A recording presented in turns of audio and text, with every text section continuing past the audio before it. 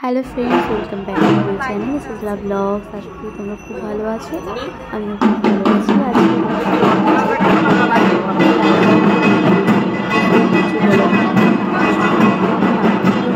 আজকে করছি রাধা বল্লভ জিউতে। তো দেখতে পাচ্ছ, যারা ইউটিউব থেকে দেখবে অবশ্যই সাবস্ক্রাইব করে দেবে, যারা ফেসবুক থেকে দেখছে অবশ্যই ফলো করে দেবে। আর আজকে হচ্ছে শান্তিপুরের দ্বিতীয় রাস, কালকে হবে ভাঙা রাস। যারা আসতে চাইছো অবশ্যই চলে আসো। আর এখানে সত্যি এসে খুব ভালো লাগছে। এটা আমাদের বাড়ি থেকে বেশি দূর না, অল্প একটুখানি দূরত্বে এটা।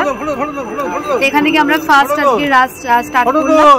এখান থেকে আরো কিছু গোস্বামী বাড়ি যাবো। এখানে অনেকগুলো গোস্বামী বাড়ি আছে, আমি তো এত তথ্য জানি না, আস্তে আস্তে জানবো, তোমাদের সাথে শেয়ার করবো।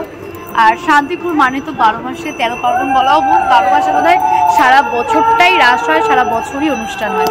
তো আসো একটুখানি দেখাচ্ছি এখানটায়। চলো, বিগ্রহর যে মন্দির আছে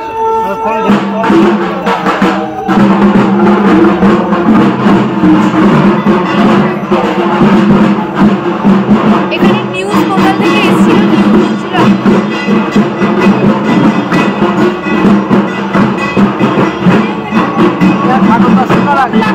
তো শুনতেই পেলে। তো এখানে দেখো, এখানে ক্যামেরা করছিল, টিভি থেকে লোক এসেছিল, অনেক নিউজ চ্যানেল থেকে কিন্তু এখানে লোক আসার, অনেক বড় বড় সেলিব্রিটি কিন্তু এই রাসযাত্রা দেখতে আসে, ভাঙা রাস। এটা সত্যি নিজে চোখে না দেখলে আর এই গোস্বামী বাড়িগুলো ভিজিট না করলে বুঝতেই পারবে না যে এখানে কত ইতিহাস লুকিয়ে আছে, এখানে কত সুন্দরভাবে মনোরম এক একটা দৃশ্য রয়েছে। আর এই প্যান্ডেলে চলে এসেছিলাম। তো এটা ছিল পুরোটাই গাছ দিয়ে টোটালটা তৈরি। তারপরে চলে গেছিলাম স্টেশন মাঠে, স্টেশনের এই প্যান্ডেলটা দেখেছিলাম, এটাও খুব ভালো ছিল, সুন্দর ছিল। আর এটার থিম ছিল কিন্তু প্রচুর মানুষের মূর্তি আর এই গিরগিটির মতন রং বদলায়, সেইটাকে তুলে ধরেছিল। আর এখানে ঠাকুরটাও কিন্তু ছিল খুবই সুন্দর। আচ্ছা, তার আগে বলে রাখি, রাস মানে শুধু যে কৃষ্ণের পুজো হয় তা কিন্তু নয়। রাস মানে কিন্তু এখানে নটরাজ থেকে শুরু করে বিভিন্ন কৃষ্ণেরই অবতার, তারপরে শিব ঠাকুরের এই সমস্ত পুজো হয়ে থাকে। তো পুরো ভিডিও দেখতে থাকো, তাহলেই বুঝতে পারবে। আচ্ছা, আমি তার আগে বলে রাখি কোনটা কোন মাঠের প্যান্ডেল আমি তো ঠিক জানি না। তো আমি শুধু প্যান্ডেলের ভিডিওগুলো করেছি আর তোমাদের সামনে তুলে ধরছি। নেক্সট টাইম বলবো যে শান্তিপুরের যাত্রা দেখতে সবাই এসো। আর আমার ভয়েসটাকে একটু ইগনোর করো, আপাতত আমার খুবই ঠান্ডা লেগেছে রাজটা দেখে। তো এই দেখো, এটা বাপি কি বলছে। তো এখানে বনু, আমি, মামনি, তারপরে বাপি, এই চারজনে মিলে বেরিয়ে পড়েছিলাম রাসযাত্রা দেখতে। যেহেতু তোমাদের দাদা ভাই আর আমার ভাই গেছিলো রাতের বেলায়, তো এটা ছিল পুতুলপট্টি, মানে পুতুলপট্টি করেছিল এবছর, থিম ছিল পুতুলপট্টি। তো এটাও অনেক সুন্দর হয়েছিল। আমরা যেহেতু দিনের বেলায় রাসযাত্রাগুলো দেখছিলাম, তো অতটা বেশি মানে প্যান্ডেলগুলোকে কিন্তু আকর্ষণ করছিলাম না, বিকজ জানোই তো প্যান্ডেল মানেই রাতের বেলা দেখতে অনেক সুন্দর লাগে লাইটিংয়ে। আর যেটা রাস মানে, যেটা না বললেই নয়, এই গোস্বামী বাড়ি, বড় গোস্বামী বাড়ি আমরা চলে এসেছিলাম। এখান থেকেই রাস সৃষ্টি, এখান থেকেই রাস তৈরি। তো এইখানে দেখো প্রচুর কিন্তু যারা দূর দূরান্ত থেকে এসেছে ভক্তবৃন্দ, তাদেরকে খাবার দেওয়া হচ্ছিল, মানে প্রসাদ। সেই প্রসাদ আমরাও নিয়ে নিয়েছিলাম লাইনে দাঁড়িয়ে। সেখানে ছিল ভাত, ভাত বলতে নেই, অন্ন ছিল, একটা ডাল, আর ছিল কিন্তু পনিরের একটা সবজি। তো খুবই সুন্দর ছিল। আর এখানে দেখো এই যে বিগ্রহগুলো দেখতেই পাচ্ছ, সমস্ত বিগ্রহ কিন্তু যাবে। আমরা যেই টাইমে গেছিলাম, তো আমরা গোস্বামী বাড়ি কমপ্লিট করে তারপরে বেরিয়ে পড়ি। এখানে গোস্বামী পাড়ায় আর একটা পুজো হয়, এটাও দেখো খুবই সুন্দর, সত্যি কত সুন্দর, তাই না? এরকমভাবে কিন্তু প্রচুর প্যান্ডেল ছিল। আমরা দুপুর 1টার সময় বাড়ি থেকে বেরিয়েছি, আর বাড়ি এসেছি 7টা-8টা নাগাদ, তাও আবার টোটো করে। পুরো যতগুলো প্যান্ডেল দেখেছি সব টোটো করে কভার করেছি। আমরা নাকি হাফের হাফ ঠাকুর দেখতে পেরেছি, প্যান্ডেল দেখেছি এখনও বলে, এরকম প্রচুর রয়েছে যেগুলো কিনা আমরা যাইনি, দেখতেই পাইনি। আমরা দিনের বেলায় গেছিলাম, এত মানে মোটামুটি ফাঁকাই দেখতে পাচ্ছ, যেহেতু দুপুর 1টার সময় লোক বেরোবে না। তো ওই জন্য বাপি বললো ফাঁকায় ফাঁকায় চলো, তাহলে মোটামুটি তোমাদের কিছু প্যান্ডেল আমি দেখাতে পারবো। তো আমরাও রাজি হয়ে গেছি, এই টাইমে এসেছি। তাও দেখো কতটা ভিড় বেড়ে যাচ্ছে আস্তে আস্তে।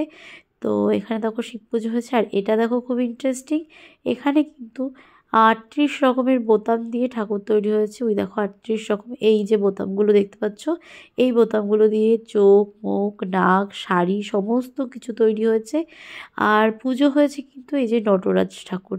তো এখানে সত্যি এই পুরো ব্যাকগ্রাউন্ডটাই ছিল কিন্তু 38 রকমের বোতাম। আর এখানে চলে এসেছি কিন্তু সেই আগমেশ্বরী তলায় মায়ের মন্দিরে, কিন্তু এখানে একটা পুজো হয়। তো এখানে পুজোটাও কিন্তু খুব সুন্দর বড় করে হয়েছে। মোটামুটি শান্তিপুরের রাসে না প্রচুর ভালো ভালো প্যান্ডেল করে। তো এবছরও করেছিল, আমরা অর্ধেক দেখেছি আর অর্ধেক দেখিনি।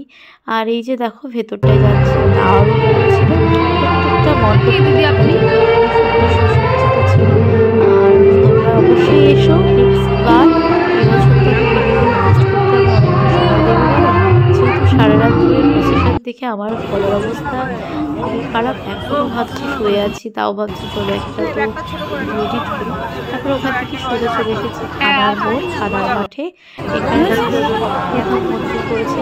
আর সত্যি কথা বলতে থানার মাঠের সবথেকে আকর্ষণীয় যে জিনিসটা সেটা হচ্ছে ওদের এই গেটটা, এতটা ব্যারিকেড এরকম গলি গলি গলি গলি করে তার উপরে মানে প্রত্যেকে আমরা লাস্টে ক্লাব থেকে গেছি, শুরু করেছিলাম কোথা থেকে আর এখনো শেষই হচ্ছে না রাস্তা। সমস্ত রাস্তার এই যে ধার থেকে কিন্তু কৃষ্ণের প্রতিমা দেখো, এইভাবে কিন্তু মানুষ এপার থেকে ওপার, ওপার থেকে ওপার করে রাস্তা যাচ্ছে। এটা দেখতেও কিন্তু ভারী সুন্দর লাগছিল। তো তোমাদেরও আশা করি খুব ভালো লাগবে। আমি আবার ভিডিও করে দিচ্ছি, করছে এই দেখো সবাই। এতে কি হয়েছে জানো তো, একটু ভিড়টা এড়ানো গেছে, কারণ প্রচুর মানুষ এরকমভাবে লাইন দিতে চায় না। আর এখানে লাইন ঘোরাচ্ছে আমাদের, মানে মোটামুটি ভুলভুলাইয়া গলি করতে হচ্ছে। আর বিশেষ আকর্ষণ করতে এরপরে একটা বড় রাধাকৃষ্ণ তোমাদেরকে দেখাচ্ছি কেমন ভাবে ঘুরছি আমরা। ও হ্যাঁ, তার আগে বলে দিই, যারা এখন ফলো করো প্লিজ ফলো করে দাও। আর যারা এখন ইউটিউব থেকে সাবস্ক্রাইব করবে আর কবে করবে, এই সুন্দর সুন্দর শান্তিপুরের ঐতিহাসিক জিনিসপত্র দেখতে চাই তো তাহলে অবশ্যই ফলো করে দিও। এই দেখো বড় রাধাকৃষ্ণ সেখানে শুয়ে আছে, কি দারুণ লাগছিল। আর সামনে থেকে নিজের চোখে প্রদর্শন করা মানে তো আরও এক বিষয়। এখানে অক্ষরধাম মন্দিরে এসে আমরা ঢুকে পড়েছি। এখানে দেখো কি দারুণ করেছে, সত্যি চোখ জুড়িয়ে যায়। সমস্ত কাজ শিল্পীদের নিখুঁত হাতের কাজ। আর প্রত্যেকটা ঠাকুর করেছে। আমরা এসেছি পাহাড়ে, আমরা অক্ষরধাম মন্দিরে এসেছি, আমরা পাহাড়ে খুব সুন্দর কথা দেওয়া যায় না। প্রত্যেকটা পুজো মণ্ডপে গাছ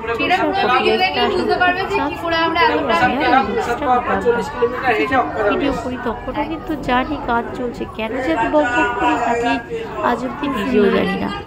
তো চলো এভাবেই কিন্তু রাজযাত্রা দেখেছি, আরও ভিডিও করেছি কিন্তু দিচ্ছি না গো, কারণ একটা ভিডিওই যদি হয়ে গেছে 13 মিনিট। কিছু ক্লিপস এখানে দেখো কি দারুণ করেছে। এই দেখো এখানে কিন্তু প্রত্যেকটা ঠাকুর দেখেছো কি দারুণ। আর রাধা কৃষ্ণ আর অষ্টসখী এই নিয়ে কিন্তু লীলা, রাস মানে কিন্তু লীলা কিন্তু ছিল সেখানে। আর এই যে লক্ষ্মী নারায়ণের পুজো হয়েছে। আর একটা বিশেষ কথা বলি তোমাদের, এই যে দোলনাটা দেখছো এখানে দোলনাটা ফাঁকাই কত উঁচুতে উঠিয়েছে। আমরা কি বলি যে কত ওই দেখো বাপি, তো বাপি ওঠার সময় জিজ্ঞেস করছিল তখন বাপ দেবে, ওরা বলেছিল 500 দেওয়া। বিশ্বাস লাগতেছে ভিডিও নিতে নিতেই হয়ে গেছে। তারপরেও আমি 15 কাজ, তারপরেও আমি গোনা বন্ধ কথা কও, মানে আমরা কিছু এই নামাই আর যাচ্ছি। মোটামুটি আমাদেরকে 7 মতো দিয়েছি, মানে 50 টাকা ওদের বাড়ির ছাদও ভালো লাগতেছে, সত্যি তো মেলাটা খুব সুন্দর।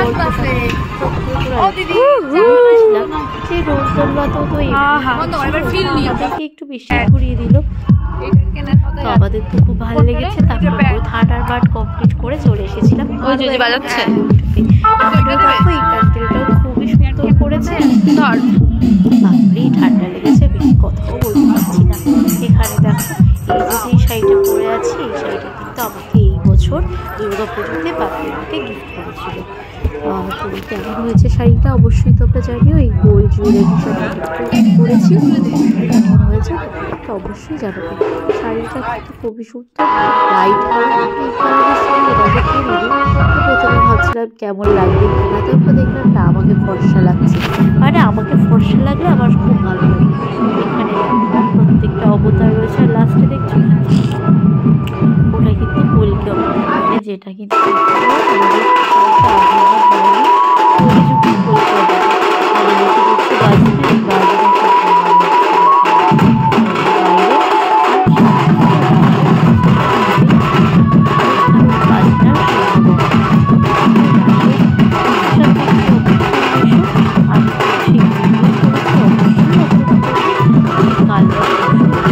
আমাদেরকে দিতে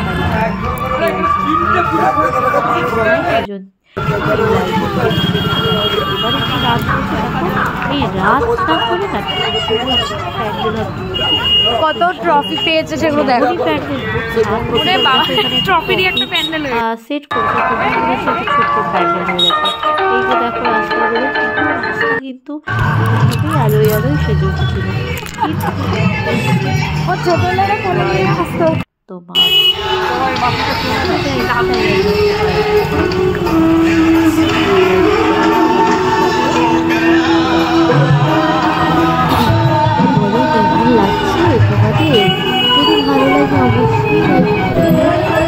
আর আমি বেশি কথাও বলতে পারছি না, জানো তো। আর এই যে কেমন লাগছে কিন্তু জানি কাজগুলো দেখানোর চেষ্টা করছি। চারিদিকে আস্তে আস্তে ভিড় বাড়তে শুরু করেছে। 12 মাসে লোকজনও বলে শেষ করতে পারবে না। আর এই যে যেটা দেখছো পুরোটাই চকলেট, পুরো ঠাকুরটা তৈরি হয়েছে চকলেট দিয়ে। ঠান্ডা ছিল কি বলবো তোমাদেরকে। আর এই যে ঠাকুর পুজো হয়েছে, এই দেখো পুরোটা চকলেট দিয়ে তৈরি রয়েছে, ডালি থেকে শুরু করে সমস্ত। এবার আমরা চলে এসেছি আরও একটা বিগ্রহ বাড়ি। দেখতেই পাচ্ছ বিগ্রহ বাড়ি কিন্তু রাধা গোবিন্দ জিউতে চলে এসেছি। আর ছিল এখানকার আর লাস্ট করতে যাচ্ছেন তাদের কাছে আমাদের চলে যাচ্ছিলেন। তারপরে কাছে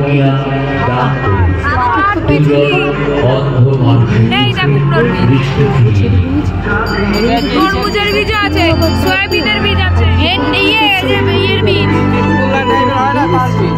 আমাদের সামনে বেঁচে থাকে প্রতিটি মানুষের আত্মা পরিপূর্ণ জীবনে কিংবা রাষ্ট্র কিন্তু শৈশবের দিদির কাছে সে যেন এখনো ছোটবেলায় খেয়েছে। আর এই ভাবনাকে সামনে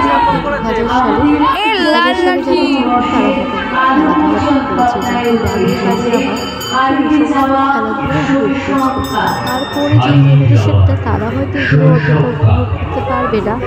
5-6 থেকে 2000 থেকে 2005 অব্দি আমরা এই এখানে এসে খুব ভালো লাগলো। আর এখানে একটা বিশেষ আকর্ষণ ছিল, তোমাদের নিজস্ব মতামত তোমরা যেতে পারবে। এখানে দেখো আমি প্রথমেরটা ওই যে দেখছো সুস্মিতা বলতো বাগরাপুর, ওটা আমি দেখেছি, কিন্তু আমার এখন